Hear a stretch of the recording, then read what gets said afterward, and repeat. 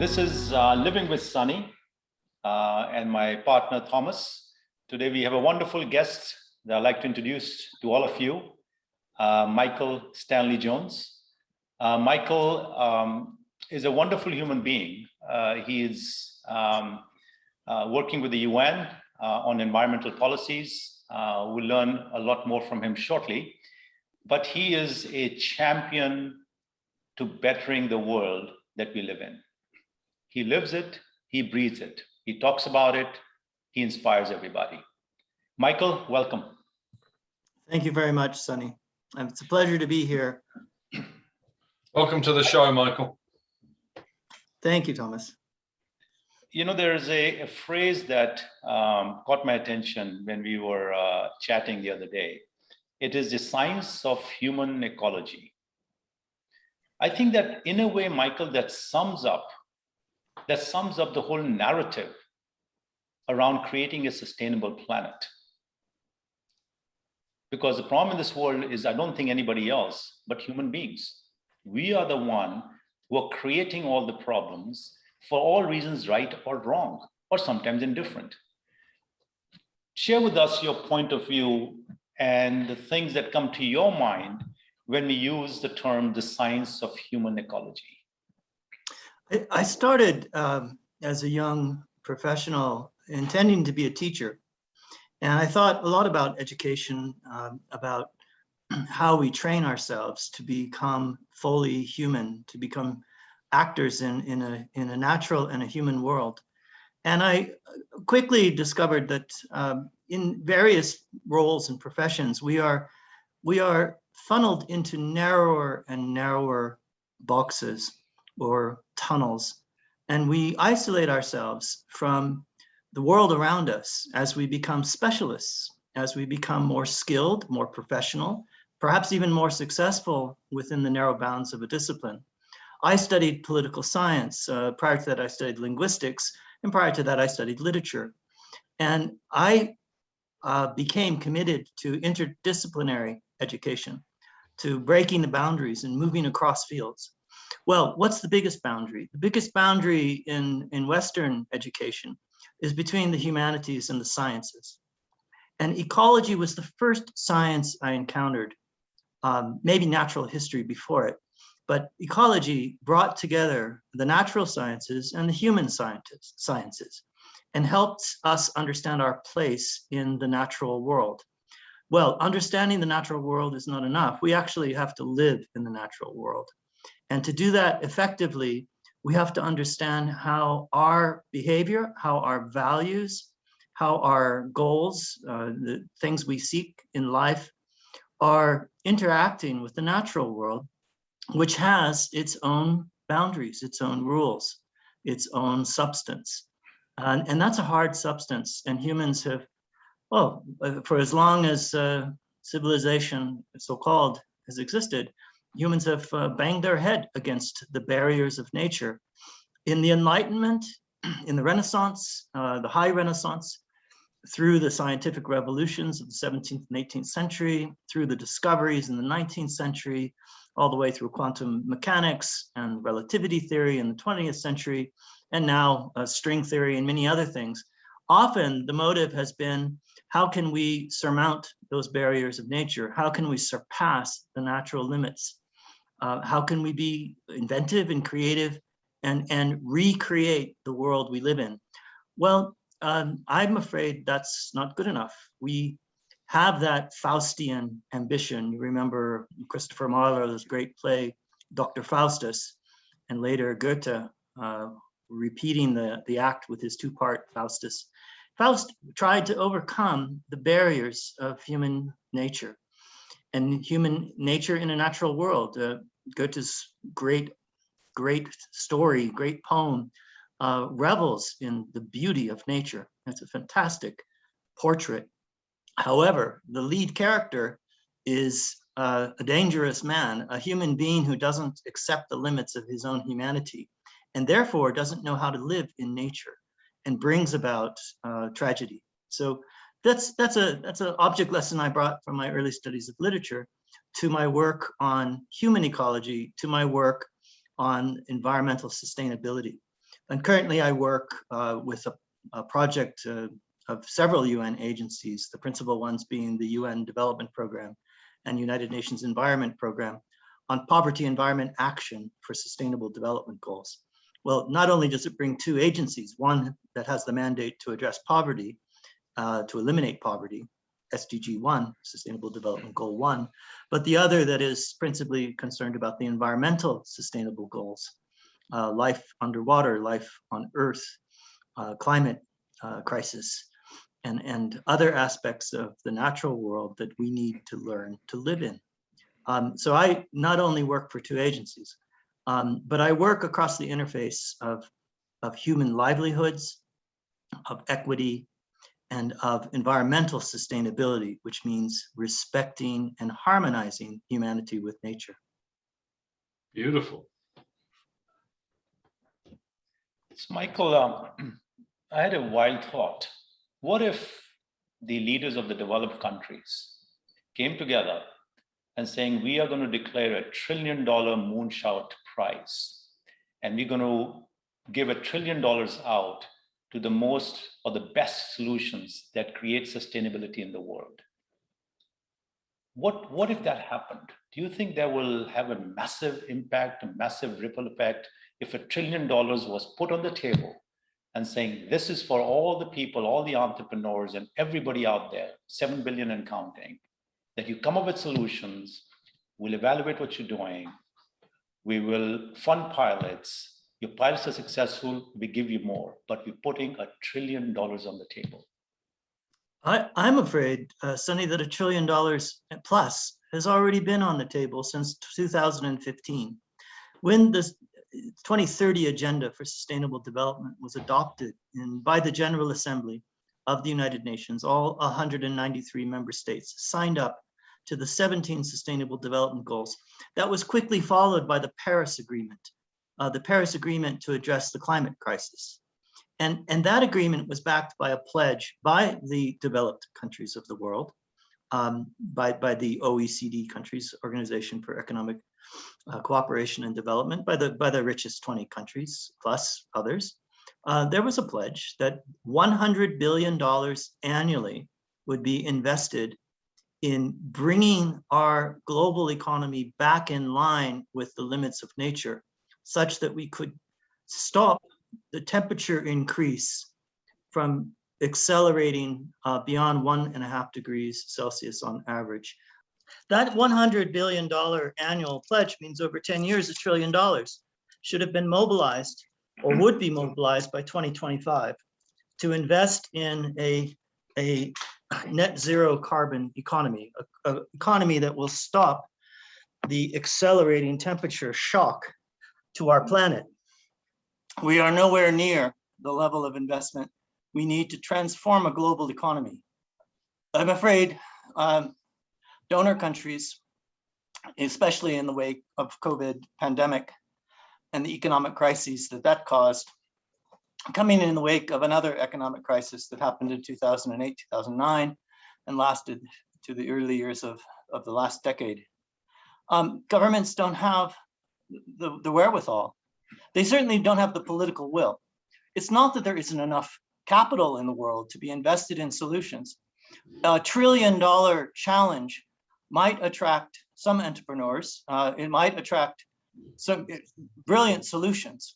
But honestly, there was supposed to be 100 billion every year between now and 2030, at least, and likely between 2050, between 2015 and 2050, which is the target date for achieving a net zero carbon economy, a global net zero economy.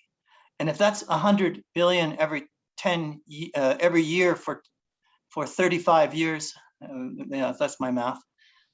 We're talking $3.5 trillion in investment. Now, of course, that's not discounted for inflation and so on, but it gives an idea of the scale of the challenge that the global economy faces. So, Michael, picking up on one of those things you said, when you were talking about poverty and sustainability and climate, you said there wasn't the political will. Can I just ask why the political will isn't there, or why you consider it isn't there? I was a democratic theorist, so now I am drawing from my academic background, and I'm afraid I've come to accept that the horizon of political decision making is very closely aligned with the electoral systems and the decision making that flows from that cyclical challenge to get your name on a ballot and to get voters to vote for you. And so this makes me quite a critic, in fact, of representative democracy.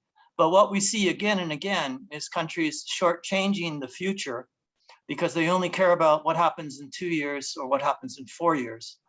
And that's not the horizon of nature. Nature, as we learned from indigenous peoples, looks 7 generations out into the future. And that probably isn't the right horizon either. Maybe we need almost cosmic timeline to understand, hundreds of millions of years minimally to understand how nature works on this planet, at least. So it's the shortness of terms that prevents. I'm afraid, yeah, the time horizon of decision makers is let's be brash. It's a selfish time horizon because it's only self-regarding on what's in it for me and my party, perhaps, or my political career. More narrowly drawn, we see a lot of partisans who go in and out of parties, but they manage to maintain their political careers quite successfully. That is not serving the public interest, and it's not serving nature's interest very well.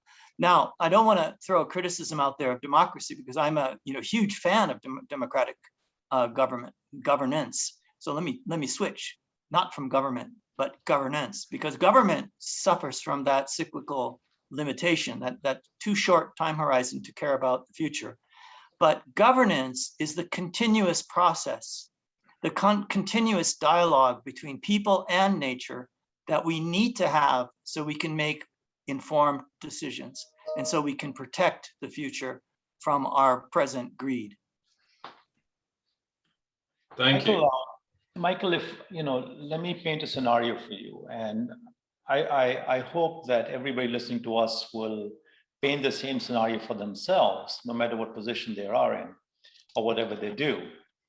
Imagine your kids came to you and said the following, saying, look, Dad, look, Mom, this planet is my home. What you have done to my home for the last 20 years, and you continue doing that for the next 20 years, what home are you leaving for us? What do we tell that son and daughter of ours, looking into eyes and asking that question of us? I have 3 very brash and gutsy children, 2 of whom are activists themselves. One campaigning for the rights of having a home, having a residence, including the homeless, including also immigrant communities in California, where homelessness is a crisis, and another who worked in campaigned with the Black Lives Matter movement.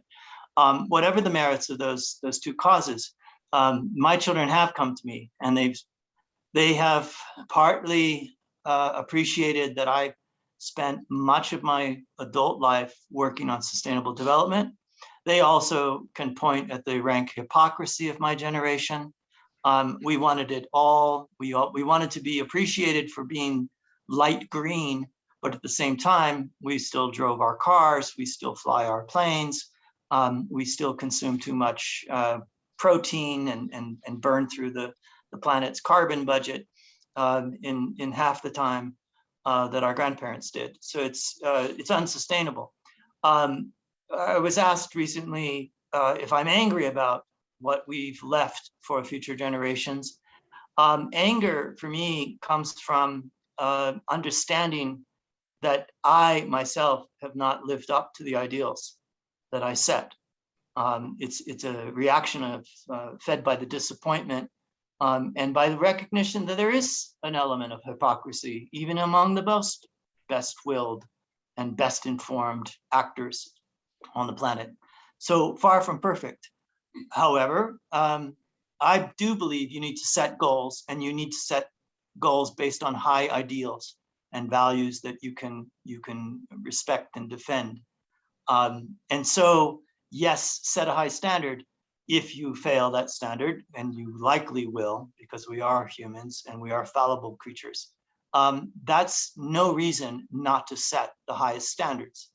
So my children, they've heard me speak like this for decades now. They're in, the oldest is in her 30s. So I think there's no further apology I can give. I am disappointed that I was not everything that I promised myself I would be, but I'm not done yet. It's a lifetime struggle. I would implore everybody listening to this show that on their birthday, that they look into the kids' eyes and saying the commitment they made to bettering the home, their home, the planet, what have they done about it? And that be the birthday gift that they should give to everybody else, to their kids.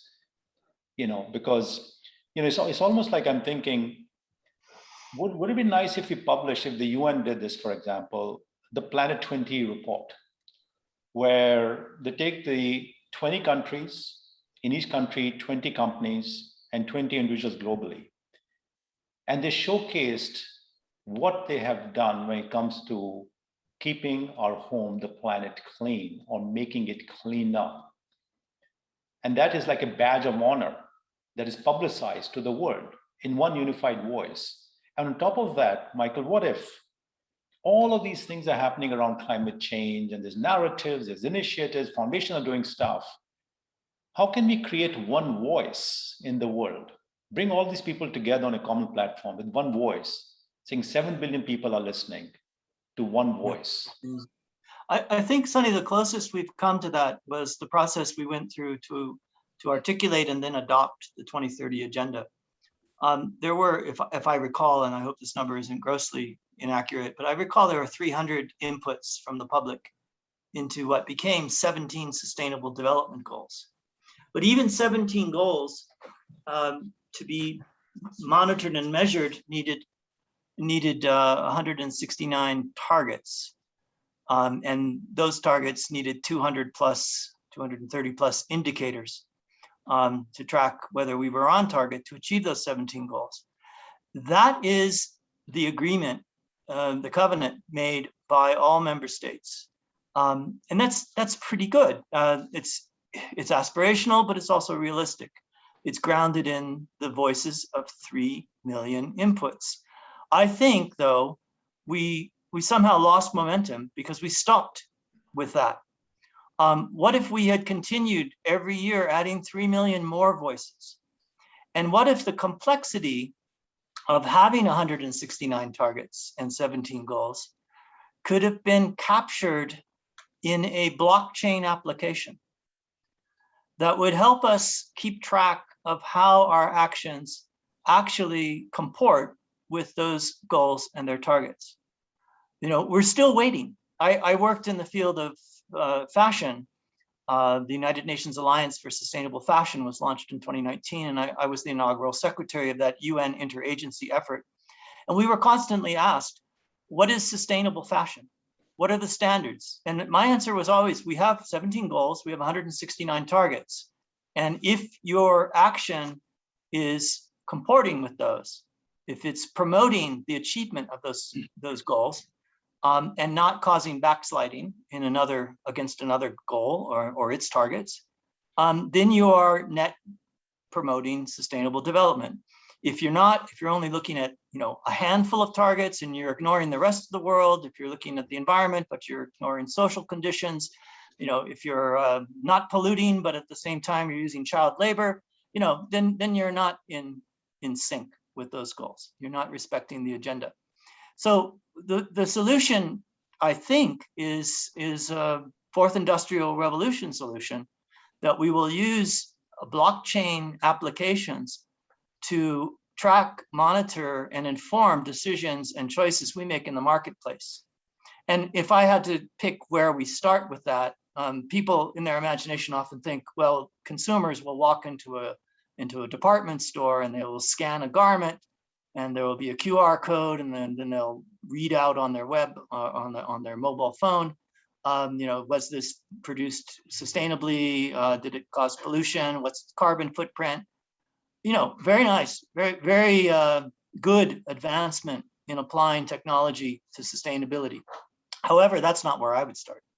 It might be an endpoint. It might be something that consumers can do after we fix the market. To start with the end of the consumption chain as our point for starting our solution is way, way, way too late. We need to be looking also at resource extraction. We need to be looking at design. We need to be looking at production practices. We need to be looking at marketing and distribution before we get to the point where consumers have to crack the whip and make choices that are sometimes hard choices between their pocketbook and sustainability. And I think the lever for doing that is finance. I think banks and investors, bourses, investment analysts, advisors, I think the professionals who are looking at things like enterprise value and looking at risk, the risks posed by unsustainability, the risk posed by failing to live up to the 2030 Agenda's aspiration. I think that's the real hammer that will drive global economies rapidly towards radical transformation to improve the condition of the planet and its people. I agree, Michael, that the phrase is economic drivers by nature. How do you harmonize nature to lift all and lift poverty? Instead of enterprise value and financial considerations driving every action of ours, how does that translate to uplifting nature, harmonizing nature, lifting poverty through nature? It's almost like, I would say the call to action over here would be that everybody on January 1st say, I commit, they should first say, this planet is my home. I commit to creating a sustainable home. And then the year following, when they make the commitment again, they proceed that with, this is what I did for the commitment I made last year. And I commit again to creating a sustainable home. This planet is my home. I think that's the call to action that we should all say and have everybody say in one voice. Because that awareness and the whole idea of repeating it and then holding yourself accountable for it, even in small ways, I think will go a long way. It'll fundamentally change the way we think, because we'll keep saying it, we'll keep holding ourselves accountable, and we make that commitment, not to the world, we make that commitment to our children every 1st of January. Michael, it's absolutely a pleasure having you. We have so much more to talk about. I hope that we'll get a chance to regroup again, continue our conversation. And I commit that 1st of January, I'm going to make a commitment to my children of what I just now said. Thank you, Sunny. I look forward to continuing the dialogue. And thank you, Thomas. It's been a pleasure. Thanks, Michael, for coming on the show. This is Living with Sunny, Michael Stanley Jones. What a wonderful human being. Thank you for being on the show, Michael.